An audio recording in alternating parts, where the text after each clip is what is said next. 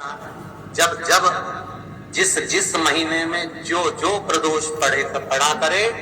जब प्रदोष पड़े बन सके 1 बेलपत्र, बन सके 5 बेलपत्र, शमी पत्र, हरे मूंग, हरा मूंग, बेलपत्र।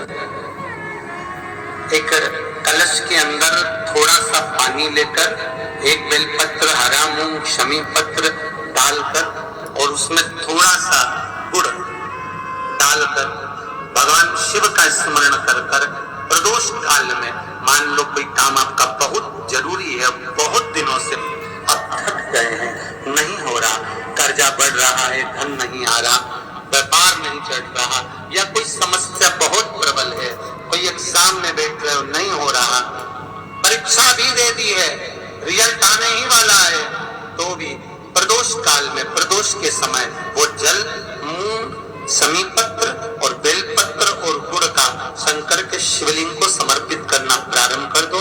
2 या 3 प्रदोष करोगे, बाबा आपकी मनोकामना शीघ्र पूर्ण कर देगा। 2 या 3 करो, बाबा करेगा। भी अष्टमी पत्र, 1 बेलपत्र, 3 शमी पत्र।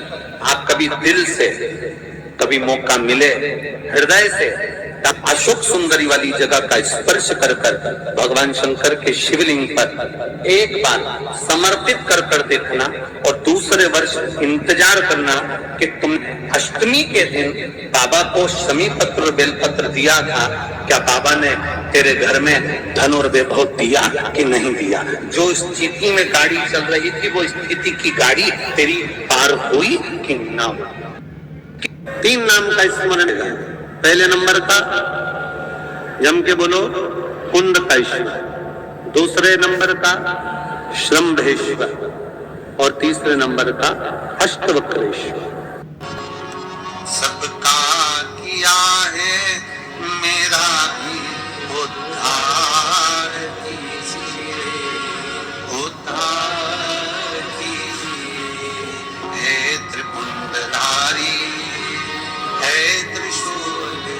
आप दिल से जब बाबा से कहेंगे, अपने मन से जब भगवान को प्रार्थना करेंगे, अपने हृदय से जब शिव को पुकारेंगे, क्यों ना मिलेगा। देवता भाग्य लिखते हैं और महादेव भाग्य पलट। देवता भाग्य लिखते हैं, तुम्हारी किस्मत में लिख दिया कि तुम्हें ये तकलीफ है, तुम्हारी किस्मत में लिख दिया ये दुख है, तुम्हारी किस्मत में लिख दिया ये बीमारी है, तुम्हारी किस्मत में लिख दिया ये कष्ट है, तुम्हारी किस्मत में लिख दिया तुझे ऐसा करना है, ये तुम्हारा भाग्य लिखा। वो देवताओं ने लिख दिया, विधाता ने लिख दिया, पर विधाता का लिखा भी कोई पलट सकता है। मार्कंडेय भगवान को उम्र थोड़ी सी मिली थी, पर शिव की आराधना करने से उम्र बढ़ गई।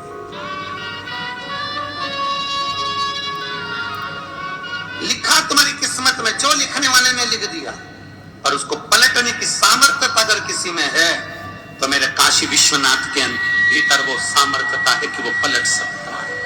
अकाल मृत्यु वो मरे, जो काम करे चंडाल का, काल उसका क्या बिगाड़े, जो भक्त हो महाकाल का। जो शिव की आराधना करता हो, जो शंकर की आराधना करता हो, जो शिव तत्व में डूबा हुआ हो, जो शंकर की भक्ति में डूबा हुआ हो, जो 1 लोटा जल रोज देवाधिदेव महादेव को समर्पित कर रहा हो, जो भगवान शंकर के विरह भक्ति में हमेशा डूबा हुआ हो, भले शिवालय तक ना जाए परंतु उसके भीतर की मन की गति के अनुसार 21,600 श्वास जो उसके शरीर से रोज निकल रही है, उस 21,600 श्वास में वो परमात्मा का नाम अगर ले रहा है तो परमात्मा उसको मिल रहा है। कल भी कथा में कहा था कि मंदिर नहीं जा सकते तो उसकी चौखट का दर्शन करो। उसके दरवाजे के द्वारपाल वीरभद्र, मणिभद्र और उसके चौखट पर बैठी है भाग्य देवी। शिव महापुराण की कथा कहती है, जो शंकर भगवान के, आप कभी अगर मौका लगे तो प्रयास करा करो कि शंकर के शिवालय में जब आप प्रवेश करें, शंकर भगवान के शिवालय में जब आप जल चढ़ाने के लिए जाएं, तो वहां जो मुख्य जो गर्भगृह की जो चौखट होती है, गर्भगृह की जो चौखट होती है, प्रयास करना चाहिए कि उस गर्भगृह की चौखट को प्रणाम करना चाहिए। और प्रयास ये भी करो कि गर्भगृह की जो चौखट होती है उस पर लात न रखते हुए आप उस चौखट को लांघने का प्रयास करा करो। चौखट को लांघ, गर्भगृह की चौखट को प्रणाम। अगर आपने दूर से भी शिखर का दर्शन करा है, आप दूर खड़े हो और आपको बाबा विश्वनाथ का दर्शन नहीं हो रहा है, आप दूर खड़े हो आपको महाकाल राजा का दर्शन नहीं हो रहा है, आप दूर खड़े हो आपको ओमकारेश्वर बाबा का दर्शन नहीं हो रहा है, आप दूर खड़े हो आपको भीमा शंकर बाबा का दर्शन नहीं हो रहा है, आप बहुत दूर खड़े हो और मान लो आपको केदारेश्वर बाबा का दर्शन अंदर नहीं हो रहा है, बहुत लंबी लाइन में खड़े हो, तो बाबा की चौखट का अगर दर्शन कर लेते हो, उस पर ध्यान भी लगा लेते हो, तो भाग्य पलट कर ही रहता है, भाग्य पलटता ही है।